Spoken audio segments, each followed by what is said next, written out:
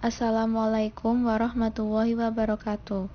Kami dari kelompok 3 akan mempresentasikan tentang Cultures in Organizations atau budaya-budaya dalam organisasi.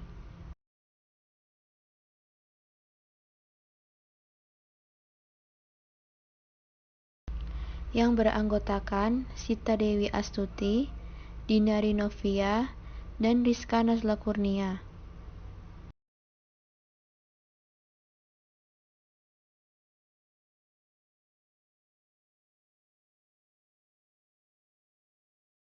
Budaya organisasi.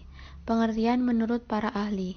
Yang pertama, menurut Wood, Wallace, Zevin, Sermenhorn, Hahn, and Osborne, budaya organisasi adalah sistem yang dipercayai dan nilai yang dikembangkan oleh organisasi di mana hal itu menuntun perilaku dari anggota organisasi itu sendiri.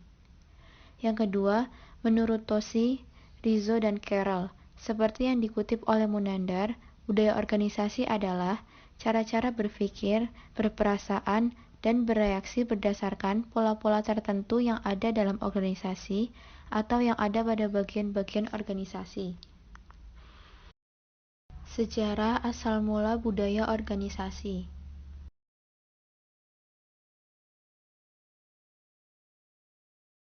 Ingvar Kamprad adalah pendiri IKEA. Sumber dari budaya organisasi yang tumbuh di IKEA adalah pendirinya, kebiasaan, tradisi, dan cara umum dalam melakukan segala sesuatu yang ada di sebuah organisasi saat ini merupakan hasil atau akibat dari yang telah dilakukan sebelumnya, dan seberapa besar kesuksesan yang telah diraihnya di masa lalu. Hal ini mengarah pada sumber tertinggi budaya sebuah organisasi para pendirinya. Terakhir, perilaku pendiri sendiri bertindak sebagai model peran yang mendorong karyawan untuk mengidentifikasi diri dan dengan demikian menginternalisasi keyakinan, nilai, dan asumsi pendiri tersebut. Apabila organisasi mencapai kesuksesan, visi pendiri lalu dipandang sebagai faktor penentu utama keberhasilan itu.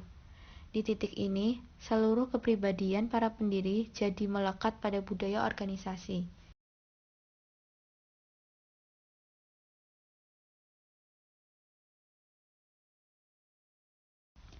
Sumber daya organisasi. 1.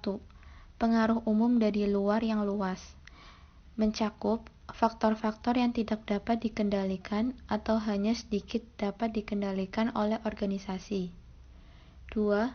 Pengaruh dari nilai-nilai yang ada di masyarakat, keyakinan-keyakinan, dan nilai-nilai yang dominan dari masyarakat luas, misalnya kesopan santunan dan kebersihan. 3. Faktor-faktor yang spesifik dari organisasi. Organisasi selalu berinteraksi dengan lingkungannya dalam mengatasi baik masalah eksternal maupun internal organisasi akan mendapatkan penyelesaian-penyelesaian yang berhasil.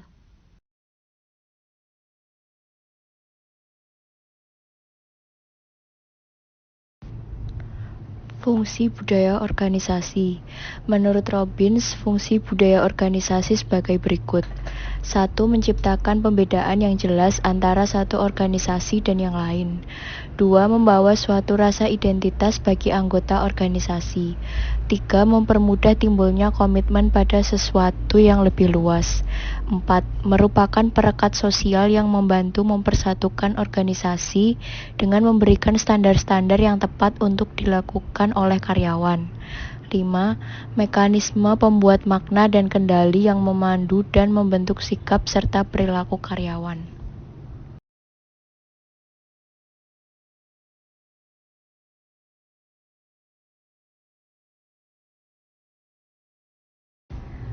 Ciri-ciri budaya organisasi. Menurut Robbins, ada 7 ciri-ciri budaya organisasi. 1. Inovasi dan pengambilan resiko. Sejauh mana karyawan didukung untuk menjadi inovatif dan mengambil resiko. 2. Perhatian terhadap detail. Sejauh mana karyawan diharapkan menunjukkan kecermatan, analisis, dan perhatian terhadap detail. 3. Orientasi hasil.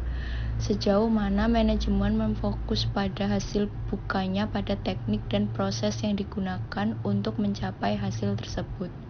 4. Orientasi orang. Sejauh mana keputusan manajemen memperhitungkan efek pada orang-orang di dalam organisasi itu. 5. Organisasi tim. Sejauh mana kegiatan kerja diorganisasikan sekitar tim-tim bukannya individu.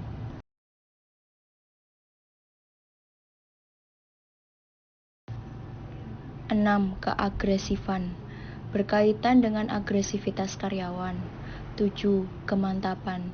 Organisasi menekankan dipertahankannya budaya organisasi yang sudah baik.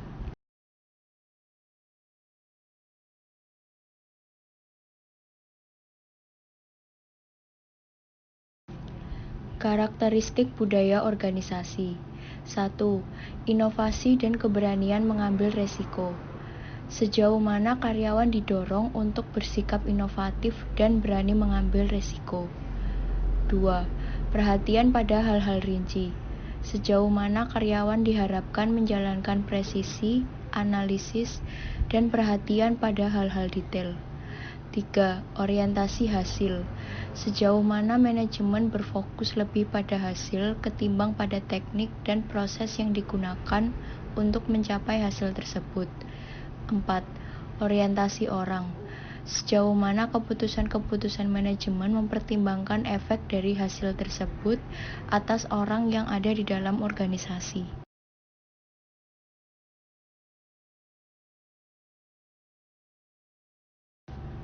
5. Orientasi tim. Sejauh mana kegiatan-kegiatan kerja di organisasi pada tim ketimbang pada individu-individu. 6. Keagresifan. Sejauh mana orang bersikap agresif dan kompetitif ketimbang santai. 7. Stabilitas. Sejauh mana kegiatan-kegiatan organisasi menekankan dipertahankannya status quo dalam perbandingannya.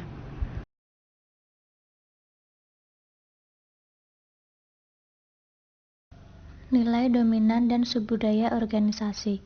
Sebagian besar, organisasi memiliki budaya dominan dan banyak subbudaya. Sebuah budaya dominan mengungkapkan nilai-nilai inti yang dimiliki bersama oleh mayoritas anggota organisasi.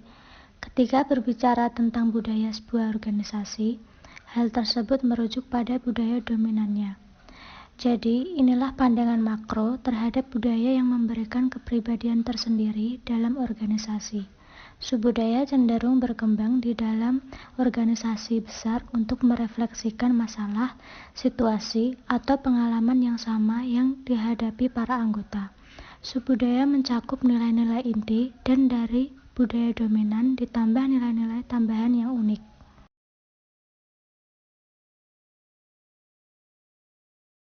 Dimensi budaya organisasi. Robbins 2008 mengemukakan bahwa pelaksanaan suatu budaya organisasi dapat dikaji dengan dimensi budaya organisasi. Dimensi budaya organisasi tersebut tidak ditetapkan secara mudah, melainkan dengan berdasarkan studi empiris. Studi empiris tersebut biasanya tidak dilakukan dengan menggunakan sampel kecil, melainkan dengan menggunakan sampel besar yang melibatkan beberapa organisasi. Hasilnya tidak ditemukan dimensi budaya yang berlaku pada secara umum, sehingga dapat ditarik suatu kesimpulan bahwa memahami budaya organisasi dengan melalui dimensi-dimensinya dapat menggambarkan suatu budaya organisasi dari suatu organisasi tersebut.